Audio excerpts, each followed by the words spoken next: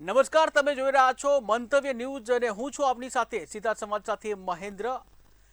તો બેટી બચાવોના ગગનભેદી નારાઓ વચ્ચે ગુજરાતમાંથી સામે આવ્યો છે એક અત્યંત ચોંકાવનારો અને ચિંતાજનક આંકડો। સિવિલ રજિસ્ટ્રેશન સિસ્ટમના તાજા રિપોર્ટ પ્રમાણે રાજ્યમાં 1000 દીકરાઓ સામે માત્ર 908 દીકરીઓ જ જન્મી રહી છે। રાષ્ટ્રીય સરેરાશ કરતા એટલે કે રાષ્ટ્રીય સરેરાશમાં 933 છે અને ગુજરાતમાં 908 જ દીકરીઓ છે જન્મ લઈ રહી છે। ત્યારે ગુજરાતનો આંકડો 25 પોઈન્ટ પાછળ ધકેલાયો છે। જ્યાં દેશના મોટા ભાગના રાજ્યો કરતાં આપણું ગુજરાત નીચેના સ્તરે આવી અને ઊભું રહી ગયું છે। જ્યાં વર્ષ 2024ની જો વાત કરવામાં આવે તો 2024માં 11 લાખથી વધુ બાળકોના જન્મ નોંધાયા છે અને જેમાં દર 2 મિનિટે બાળકો જન્મે છે। પરંતુ ચિંતાની વાત એ છે કે રાજ્યના એક પણ જિલ્લામાં દીકરાઓ કરતા દીકરીઓની સંખ્યા વધારે નથી। શું માત્ર કાગળ પર જ ચાલી રહ્યા છે જાગૃતિના તમામ કાર્યક્રમો? કરોડો રૂપિયાના ધુમાડા પછી પણ કેમ પુત્રમોહ ઘટવાનું નામ નથી લઈ રહ્યું? એવા અનેક પ્રશ્નો થઈ રહ્યા છે। ત્યારે હાલ તો આ અસમાનતા છે, આ અસમાનતાને લઈને એક ચિંતા વ્યાપી છે, કારણ કે ગુજરાતમાં ચિંતાજનક આંકડો જે સામે આવ્યો છે। 1000 જે દીકરાઓ છે એની સરખામણીમાં માત્ર 908 જ દીકરીઓ જન્મ લઈ રહી છે।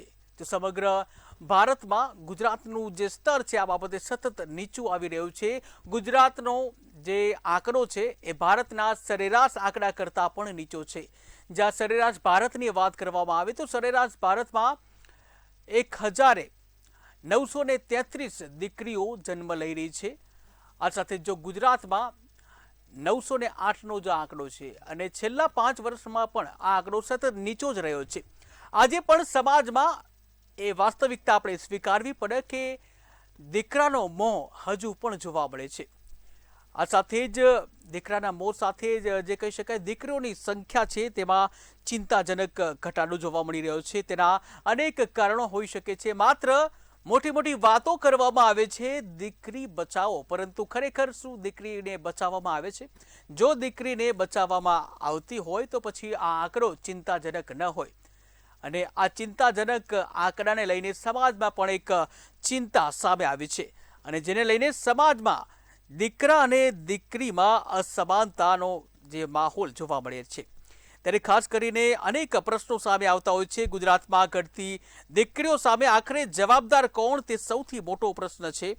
આ સાથે દેશની સરેરાશ કરતાં ગુજરાત કેમ પાછળ રહી ગયું? ગર્ભમાં દીકરીઓની હત્યા આખરે ક્યારે બંધ થશે? કાગળ પર રહેલા કાયદાઓ ક્યારે અમલમાં આવશે? દીકરીઓ બચાવો યોજના પાછળ કરોડોનો ખર્ચ કરવામાં આવે છે, આમ છતાં પણ સ્થિતિ હજુ પણ તેની તે જ છે। ત્યારે ગેરકાયદેસર લિંગ પરીક્ષણ આખરે ક્યારે બંધ થશે? લિંગ પરીક્ષણને લઈને અનેક મજબૂત કાયદાઓ જે છે પરંતુ માત્ર કાગળ પર હોય તેવું લાગી રહ્યું છે, કારણ કે અનેક જગ્યાએ ગેરકાયદેસર લિંગ પરીક્ષણ કરવામાં આવતા હોવાના પણ કિસ્સાઓ પ્રકાશિત થયા છે। અને આ જ લિંગ પરીક્ષણને લઈને જો દીકરી હોય તો તેની ભ્રૂણ હત્યા કરવામાં આવે છે, જો દીકરો હોય તો તેને આવકારવામાં આવે છે। આજે પણ વાતો તો ભલે ગમે એટલી મોટી થતી હોય, દીકરી માટેના અનેક કાર્યક્રમો થતા હોય, દીકરી બચાવોના અનેક નારાઓ પણ હોય, પરંતુ સમાજમાં આજે પણ આ વરવી વાસ્તવિકતા છે। આજે પણ દીકરીઓને સ્વીકારવામાં નથી આવતી।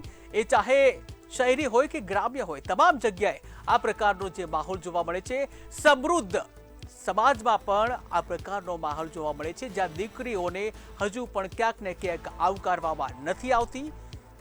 જન્મ સમયે જ્યારે ખબર પડે છે કે દીકરો જન્મ્યો છે કે દીકરી, પરંતુ જ્યારે ખબર પડે છે કે દીકરીનો જન્મ થયો છે ત્યારે પરિવારજનો છે, પરિવારજનના મોઢા પડેલા જોવા મળતા હોય છે। ક્યાંક ને ક્યાંક નારાજગી જોવા મળતી હોય છે। એ ભલે ક્યાંક મોઢા ઉપર સ્મિત રાખતા હોય, પરંતુ અંદર તો ક્યાંક ને ક્યાંક તેઓમાં એક ચિંતા અને એક નારાજગી જોવા મળતી હોય છે। દીકરી પ્રત્યેનો એ અણગમો છે આજે પણ જોવા મળતો હોય છે અને કદાચ એનું જ આ પરિણામ છે કે હજુ પણ આ અસમાનતા છે જોવા મળી રહી છે।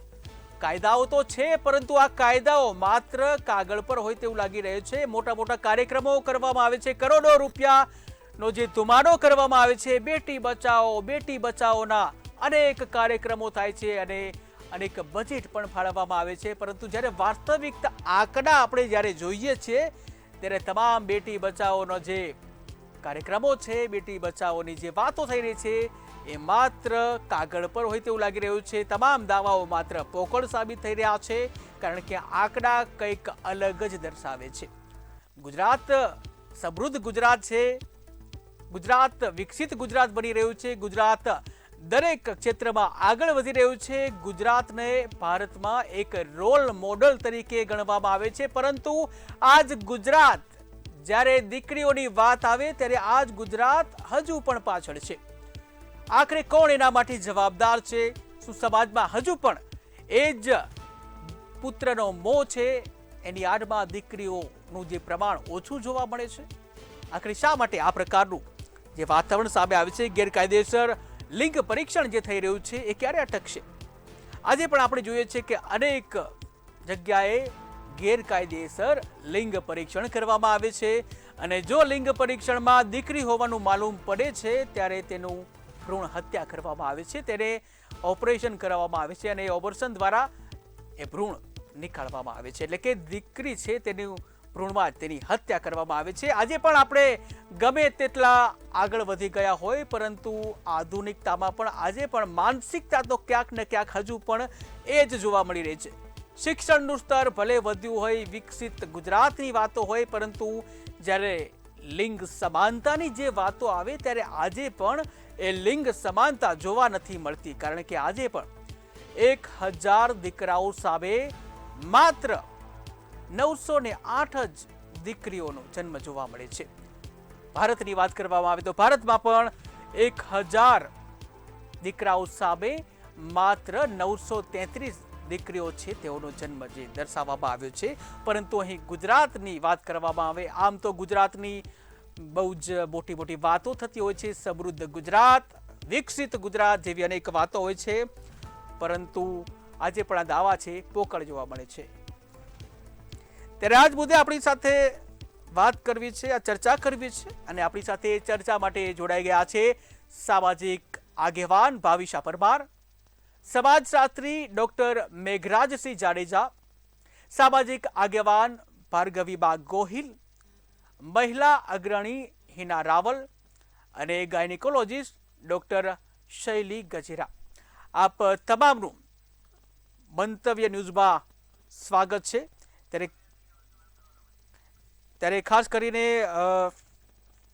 ભાવિશાબેન, આપને પૂછવા માંગીશ કે સમાજમાં આજે પણ હજુ ક્યાંક ને ક્યાંક પુત્ર મોહ જોવા મળી રહ્યો છે. એક સામાજિક આગેવાન તરીકે આ કડવી વાસ્તવિકતા છે, તેને આપ કઈ રીતે જુઓ છો?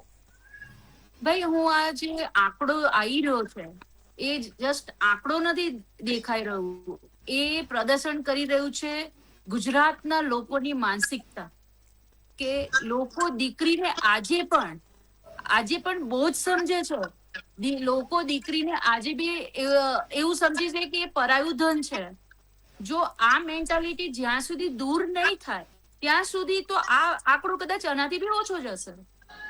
તો પહેલામાં પહેલું સરકારનો રોલ કરે છે, સરકાર યોજનાઓ બનાવે છે, એ યોજનાઓનો અમલ થાય છે ખરો? પહેલું તો એ ક્વેશ્ચન માર્ક છે. આજે દીકરીને તમે એવું વિચારો છો કે અમારો વંશ આગળ લઈ જશે, તો શું દીકરી તમારું બ્લડ નથી? એક દીકરીને જન્મથી લઈને મરણ સુધી એક ભેદભાવ જોવા મળે છે. એ દીકરી હોય જન્મે ને ત્યારથી લો, ભણતરમાં લો, એના મેરેજમાં લો, બધી જ જગ્યાએ એક ને એક એને કંઈક ને કંઈક જગ્યાએ તમે જોશો કે સમાજ દ્વારા એને કંઈક ને કંઈક રીતે દૂર રાખવામાં આવે છે. તો આ સરકારનો એકલાનો રોલ નથી, આ સમાજનો રોલ છે. સમાજે પોતાની માનસિકતા દૂર કરવી પડશે. આજે એક દીકરી જન્મે ત્યારથી બાપ લગ્નનો બોજ લઈ લે કે એના મેરેજમાં મારે દહેજમાં આપવા માટે તો આ જે મેન્ટાલિટી સમાજે સાથે બેસીને કરવું પડે, કે જે રીતે દીકરો જન્મે છે ત્યારે બાપને એટલો બોજ નથી લાગતો, તો દીકરી જન્મે ત્યારે કેમ?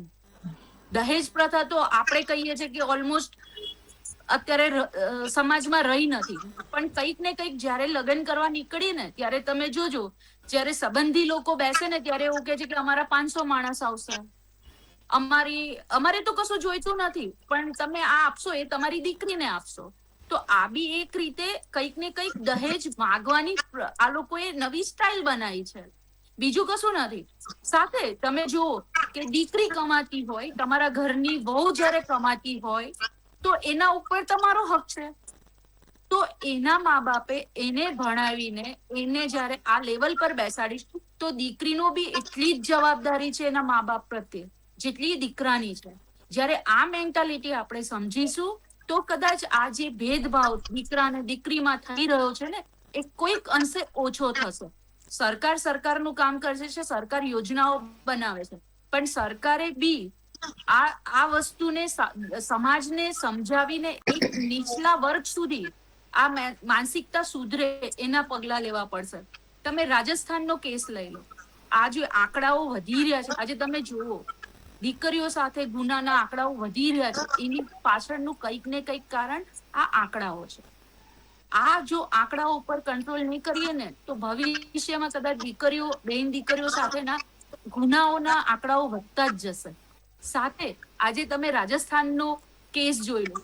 આજે એક દીકરી સાથે આટલા બધા લોકો આટલું ખરાબ કાર્ય કરે છે તો સરકારનો રોલ એ છે કે ત્યાં પછી એ કાયદાને સ્ટ્રોંગ કરો.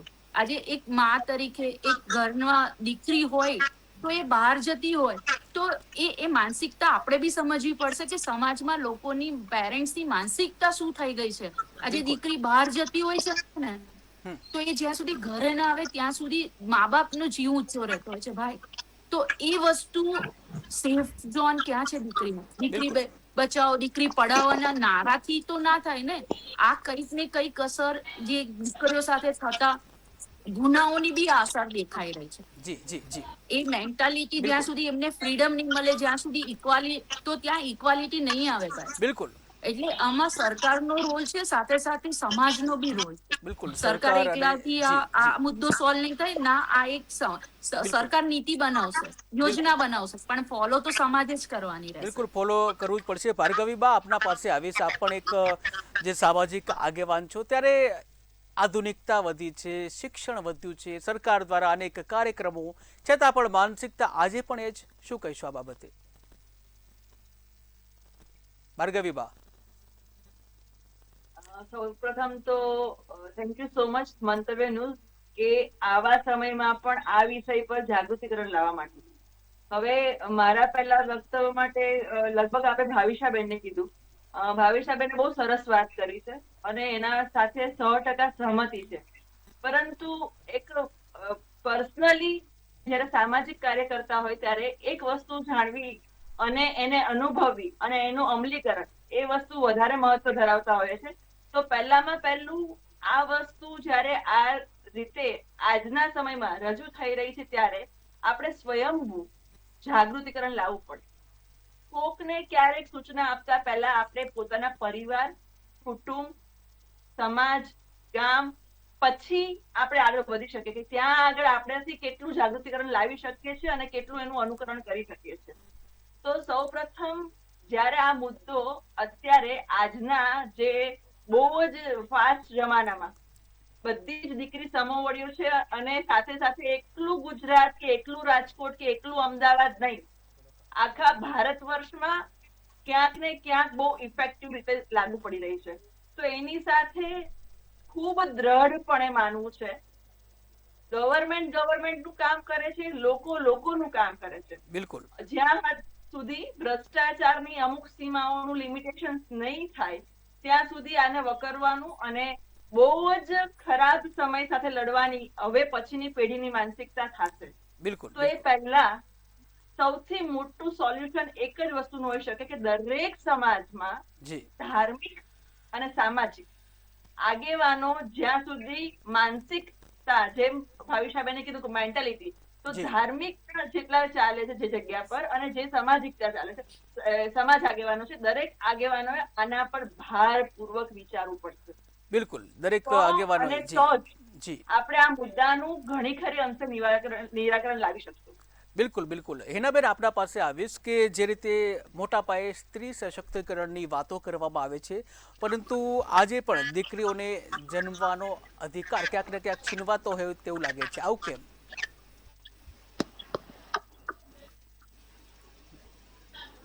જી હિનાબેન. હા જી, નમસ્તે, જય હિન્દ. આપણે જેમ કહ્યું તેમ કે જન્મવાનો અધિકાર છીનવામાં આવે છે, પણ મારા પ્રમાણે એક સામાજિક કાર્યકર અને સોશિયલ એક્ટિવિટીઝ તરીકે મેં જોયું છે એ ઘણી બધી અંશે જે દીકરીઓને ભ્રૂણ હત્યા કરવાનું ઘણું ઘટ્યું છે.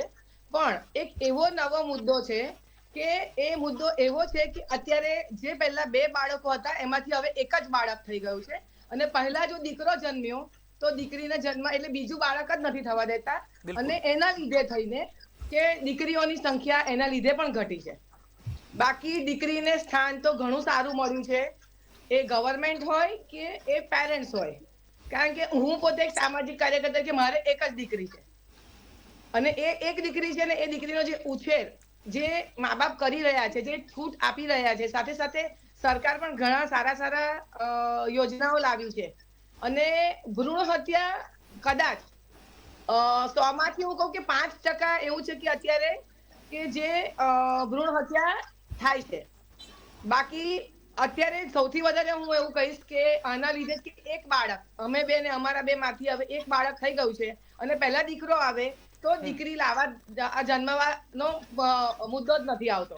એના લીધે પણ આ જે સંખ્યા છે કે 900 ને જે 13 હતી એમાંથી 908 થઈ ગઈ છે. એટલે આ પણ એક મુદ્દો હોય. બાકી ભ્રૂણ હત્યા ઘણે બધે અંતે અટકી છે, કારણ કે હું જોઉં છું ઘણી બધી જગ્યાએ કે ભ્રૂણ હત્યા ઘણી બધી અટકી છે. ઘણો બધો લોકોમાં એક અવેરનેસ પણ આવી છે, અને થાય છે હા કે હજુ સમાજમાં કે આપણા ગુજરાતમાં એક એવો હિસ્સો છે કે જ્યાં દીકરો તો જોઈએ જ, એ ચાલે છે. બાકી હું જે રીતે જોઉં છું સામાજિક કાર્યકર તરીકે કે આ એક મુદ્દો બહુ જ મોટો છે કે એક દીકરો કે એક જ દીકરી જે પણ આવે એમાં દીકરી હોય તો પણ મેં જોયું છે કે એક જ રાખે છે, બિલકુલ. પણ સૌથી વધારે જી, દીકરો જી, આવ્યો હોય તો દીકરીને જન્મવાનો ચાન્સ જ નથી મળતો કે બીજી દીકરી આવે. બિલકુલ. ઘણા એવા પણ હિનાબેન, થઈને આ જી વસ્તુ થઈ રહી છે. જી હિનાબેન, ઘણા એવા પણ પરિવારો આપણે જોયા છે કે આપણે જે કીધું કે એક દીકરો જે હોવો જોઈએ કે પછી એક સંતાન હોવું જોઈએ, પરંતુ ઘણા એવા પણ છે કે પેલો દીકરો આવ્યો અને આમ છતાં પણ બીજા ત્રીજા સંતાનો પણ પેદા કરતા હોય છે, અને ત્યારે પણ આ સ્ત્રીવાળી ચિંતા તો આવતી જ હોય છે. સ્ત્રીવાળી ચિંતા આવે છે, કારણ કે ઘણા, અને બીજો એ પણ મુદ્દો કહીશ કે અત્યારે જે દીકરીઓ સાથે જે બળાત્કારના કેસ, રેપના કેસ થઈ રહ્યા છે, એના બધા લીધે થઈને ઘણા પેરેન્ટ્સને એની બી ચિંતા હોય છે કે દીકરીને સાચવવી કેવી રીતે. દીકરીને અત્યારે તો 5 મહિનાની દીકરી પણ સેફ નથી, 2 મહિનાની દીકરી પણ સેફ નથી, તો દીકરી આવશે તો અમારે એને કેટલી સાચવવી પડશે.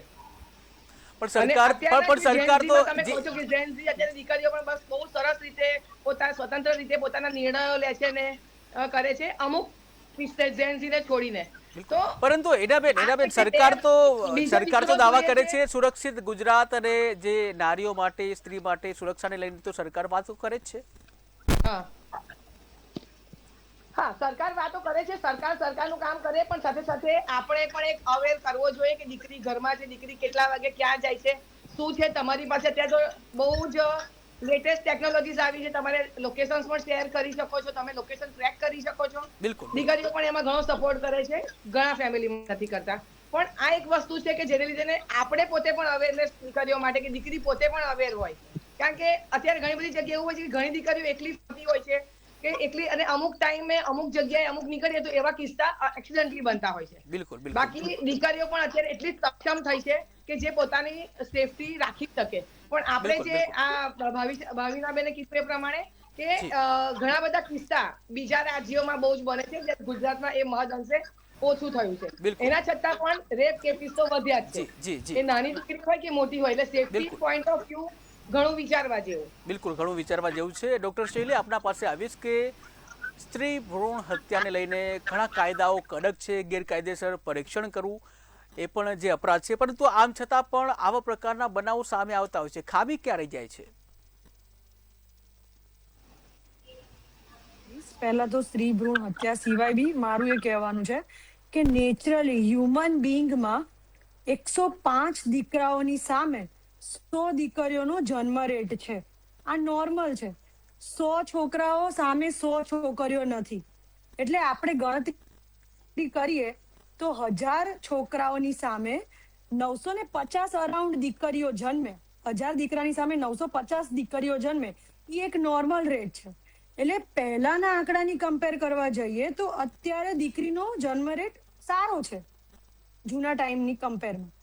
અને સ્ત્રી ભ્રૂણ હત્યાના ટોપિક ઉપર આપણે આવીએ તો ગમે એટલા કાયદા કડક થાય, જી મા બાપને દીકરીઓને જન્મવા દેવી નથી, એ નથી જ જન્મવા દેવાના. તમે ગમે એટલા કાયદાઓ કડક કરો, તમે ગમે એટલા રૂલ્સ લાવો, પીસીપીએનડીટી રૂલ્સ લાવો, પણ જી ઘરમાં જ એન્વાયરમેન્ટ એવું છે કે ભાઈ ના અમને છોકરી જોઈએ, તો એના માટે એવું કરી શકાય કે જે એરિયામાં દીકરીની સંખ્યા વધુ છે, રાજકોટમાં 850 અરાઉન્ડ દીકરીઓની સંખ્યા છે, તો એવા એરિયામાં ફેમિલી દીઠ મેન્ટાલિટી ચેન્જ કરવી પડશે. એવી જનરેશનને માઇન્ડમાં નાખવું પડશે કે દીકરાઓ અને દીકરીઓ એક સમાન છે, ઘરમાંથી થશે કે તું છોકરો છે તો તારી થાળી તારી બેન ઉપાડશે, એવી રીતે નહીં. ઘરથી મેન્ટાલિટી ચેન્જ થશે તો એની પછીની જનરેશન જ્યારે મા બાપ બનવા લાયક થશે ત્યારે એને રિયલાઇઝ થશે કે ના કાંઈ વાંધો નહીં દીકરી આવી. તો અત્યારે કેવું છે, દર 10 ઘરે 6 ઘરમાં એવું છે કે મેલ જેન્ડર આર સુપીરિયર, આ કામ છોકરાએ નથી જ કરવાનું. એટલે લોકોને મેન્ટાલિટી છે કે ભાઈ દીકરી કરતા દીકરો સુપીરિયર છે. દીકરીને ભલે લોકો બહુ પ્યાર કરે છે બધું જ, પણ જયારે ઈ ઇક્વાલિટી આવશે ત્યારે ઈ જનરેશન જયારે મા બાપ બનશે ત્યારે જ દીકરીનો અને દીકરાનો સમકક્ષતા થશે. બાકી જી મા બાપને દીકરીઓને જન્મવા દેવી નથી, એ ગમે એવા કાયદા ક્રોસ કરીને પણ એમનું ધાર્યું જ કરશે. બિલકુલ, આપે જે મેન્ટાલિટીની વાત કરી, પરંતુ સાથે હું એ પણ કહેવા માંગીશ કે કેટલાક એવા જે ડોક્ટરો છે, ગાયનેકોલોજીસ્ટ, જે ગેરકાયદેસર પરીક્ષણ કરતા હોય છે, આ વિશે આપનું શું કહેવું છે? મેન્ટાલિટી તો છે જ નહીં, પરંતુ કડક કાયદાઓ છે છતાં પણ કેટલાક જે આવા પ્રકારનું જે સ્ત્રી ભ્રૂણને લઈને પરીક્ષણ કરતા હોય છે ગેરકાયદેસર, એ ટોપિક ઉપર એ બહુ સારો ટોપિક છે. ગાયનેક કરતા બીજા ઘણા એવા લોકો છે કે જે ગેરકાયદેસર વધુ પરીક્ષણ કરે છે. બિલકુલ, એ પણ ક્યાંક જવાબદાર છે, મેન્ટાલિટી તો છે સાથે એ પણ જવાબદાર. કોઈ ગાયનેકોલોજીસ્ટ, મારું એવું માનવું છે, કોઈ ગાયનેકોલોજીસ્ટ એને 15 થી 20 વર્ષ બગાડીને એક જાતીય પરીક્ષણ માટે શું કામ એનું કરિયર બરબાદ કરે? જાતીય પરીક્ષણ ગાયનેકોલોજીસ્ટ કરતા બીજા પ્રોફેશનના લોકો વધુ કરે છે. બિલકુલ. ઓકે, તો મેઘરાજસિંહ આપના પાસે આવીશ કે જે જન્મદર છે દીકરીનો એ સતત ઘટતો જોવા મળી રહ્યો છે, તેને લઈને હવે સમાજને કેવા પ્રકારના પડકારો સામે આવી શકે છે? સૌપ્રથમ તો હું તમને કહેવા માંગીશ કે આ આંકડો છે એ તો હજી આપણી પાસે બહુ શરૂઆતી આંકડો છે, હજી સેન્સસ તો ચાલી રહ્યો છે. બિલકુલ. સાચો આંકડો પાસ્ટ 10 વર્ષમાં, હવે તો 16 વર્ષ થઈ જશે, 2024 ના આંકડા છે. જી મેઘરાજસિંહ, 2024 ના રજિસ્ટર આંકડા છે, પણ સેમ્પલ રજિસ્ટ્રેશન ના છે. બિલકુલ, સેમ્પલિંગ બહુ નાનું હોય છે. હા, પણ આપણે જે 1000 જે દીકરીનો આવે છે એ પ્રમાણની જ આપણે વાત કરી રહ્યા છે, આપણે ઓલ ઓવર વાત નથી કરી રહ્યા. 1000 જે દીકરીનું પ્રમાણ છે એની વાત કરીએ છીએ. જી બિલકુલ, આ ઇન્ફન્ટ મોર્ટાલિટી રેટ છે. હજી હું તમને કહું છું કે આનાથી નીચો જવાનો છે, હજી તમે એના માટે તૈયાર રહ્યો. આ આંકડો તો 12 થી બહુ સારો લાગે છે. અને તમે જોવો ને એસડીજી આપણે જે 2030 માં પૂરા કરવાના છે, જેમાં જેન્ડર ઇક્વાલિટી બહુ મોટો એક ઇન્ડિકેટર્સ છે, એમાં તો ગુજરાત ગ્રીન લેબલમાં છે. તમે કયા સમયની વાત કરશો? અને હજી પ્રોજેક્શન જે 2050 સુધીનું પ્રોજેક્શન પણ આપે સેન્સસમાં, એ તો 0 થી 5 વર્ષના બાળકોનું બહુ નીચું જવાનું છે, એટલે વધીને 750 સુધી જઈ શકે એમ છે. તમે વિચાર કરો કે આજે આપણે 750, આ તો આવનારા અત્યારે જન્મેલો બાળક છે એ આવનારા વર્ષોમાં જેન્ડર નો આંકડો આપશે. આ તો જૂનો જન્મી ગયેલો બાળકનો આંકડો હોઈ શકે. તમે સમજો, કહેવાનો મારો મતલબ એ છે કે હજી આનાથી વર્ગી સ્થિતિ આપણી સામે આવવાની છે. બેને જે વાત કરી છે એ વાતની સાથે હું બિલકુલ અસહમત છું. ઘણા બધા ડોક્ટરો એ પ્રેક્ટિસ કરે છે અને આખો સમાજ જાણે છે કે ડોક્ટરો આ પ્રેક્ટિસ કરે છે. સોસાયટીની ભૂલ છે, તેમ છતાંય કેટલાક ડોક્ટરો જે પૈસાની લાલચમાં કે કોઈ પણ સમહાવ પ્રેક્ટિસ કરતા હોય. આપણો એક્ટ જે છે ને સીપીડીટી એક્ટ, એ બહુ નબળો છે. ડુઅરી એક્ટ પણ બહુ નબળો છે. તમે વિચાર કરો કે ડુઅરીમાં એક્ટમાં તો ત્યાં સુધી કે ભેટની સોગાદ લેનદેન કરવી ને એ પણ ડવરીમાં આવે છે. પણ આપણે સૌ જાણીએ છીએ કે એનું કેવું છળેઆમ ઉલ્લંઘન થાય છે. ચાંદલો લખાવો, ચાંદલો સામાન્ય પ્રસંગમાં ઈ ડવરી ગણાય. એક્ટ તમે વાંચો તો ખબર પડશે કે એની વ્યાખ્યા કેટલી વિસ્તૃત કરેલી છે. બિલકુલ. એટલે પ્રશ્નો હજી આપણી સામે આવવાના છે. સમાજે આના માટે તૈયારી બતાવવી પડશે. બિલકુલ. અને સામાજિક જેમ સિસ્ટમ ઉપર મારો પ્રશ્ન એ છે કે સામાજિક સિસ્ટમ ઉપર આને કેવી અસર થશે, આ જે અનબેલેન્સ બિલકુલ જોવા અસર મળે છે? થવાની, બિલકુલ અસર થવાની છે. અત્યારથી જ એ અસર થઈ રહી છે. તમે સમાજમાં જુઓ કે કેટલી વ્યાપક અત્યારે લગ્નની જે મુશ્કેલીઓ છે ને, એ સામાન્ય ધરાતળ ઉપર તમે જઈને જોવો, સામાન્ય પરિવારોને પૂછો તો તમને ખબર પડે. અને હજી એક વસ્તુ હું તમને એ કહેવા માંગુ છું કે જ્યારે સમાજમાં આ જે ઇમ્બેલેન્સ થઈ જશે તો ક્રાઇમ રેશિયો સૌથી વધારે વધવાનો છે. બિલકુલ. આ જ્યારે પણ જેન્ડર ઇક્વાલિટી ન રહે ત્યારે એમાંથી શું સર્જાય? કુટુંબનું વિઘટન થાય, ક્રાઇમ રેશિયો વધી જાય, મૂલ્યો પડી જાય, આવી બધી ઘટનાઓ બનશે સમાજમાં. આજે બલાત્કારોની ઘટના કેટલી બને છે? એની પાછળ ઘણા બધા કારણો છે, પણ એમાંનું એક કારણ આવું પણ હોઈ શકે. ભવિષ્યમાં પણ આવા કારણો આપણી સામે આવશે. છતાંય હજી આ આંકડામાં તમને હું ઊંડે લઈ જાઉં તો ખાલી એક નજર છે કે એમાં સિટી એરિયામાં આપજો કે સૌથી વધારે આ આંકડો ક્યાં નીચો છે. સૌથી વધારે નીચે સુરતમાં છે. સુરત પછી અમદાવાદ, ગાંધીનગર, બરોડા, રાજકોટ, મેટ્રોપોલિસ સિટીમાં જેને આપણે સભ્ય સમાજ કહીએ છીએ ને, એ સભ્ય સમાજમાં સૌથી ઓછો છે. બિલકુલ. જે ભણેલો છે, જે કેપેબલ છે, આપણે કઈ જાગૃતિની વાત કરશું? અને સૌથી વધારે 1000ની ઇક્વાલિટી ધરાવતો ડાંગ અને તાપી જિલ્લો છે, જે આદિવાસી બહુલ ઇલાકો છે. જી. આપણે ક્યાં સુધી સમાજમાં પોતાનું મોઢું છુપાવી અને વાહવાહી કરે? બિલકુલ. બિલકુલ. તો કહેવાનો મતલબ એ છે કે હજી આનાથી ગંભીર પરિણામો આપણે સમક્ષ આવે તેમ છે. બિલકુલ. એના માટે આપણે સૌએ તૈયાર રહેવું પડશે. કોઈ બિલકુલ સૌએ તૈયાર. જી નથી. બિલકુલ. હાલ બિલકુલ બધાએ તૈયાર રહેવું પડશે. હજુ પણ કપરો સમય આવી શકે છે. હાલ સમયનો અભાવ છે. આપ તમામ અમારી સાથે જોડાયા, આપ તમામનો આભાર. તો દર્શક મિત્રો, આ આંકડા માત્ર આંકડા નથી, પરંતુ આપણા વિકસિત ગુજરાતના ચહેરા ઉપર લાગેલો એક મોટો ડાઘ છે. જ્યારે સરકારી કાગળો ઉપર બેટી બચાવોના કરોડો રૂપિયા ખર્ચાઈ રહ્યા હોય, ત્યારે રાજ્યનો આંકડો રાષ્ટ્રીય સરેરાશ કરતા 25 પોઈન્ટ નીચે હોવો એ તંત્ર અને સમાજ બંને માટે શરમજનક બાબત છે. કાયદાઓ અને યોજનાઓથી આગળ વધીને જો સમાજ પોતાની માનસિકતા નહીં બદલે તો આવનારી પેઢીઓ માટે આ અસંતુલન એક મોટો વિનાશ નોતરી શકે છે. સીધા સંવાદમાં હાલ બસ આટલું જ. ફરી નવા ટોપિક સાથે મળીશું. મને રજા આપશો. નમસ્કાર.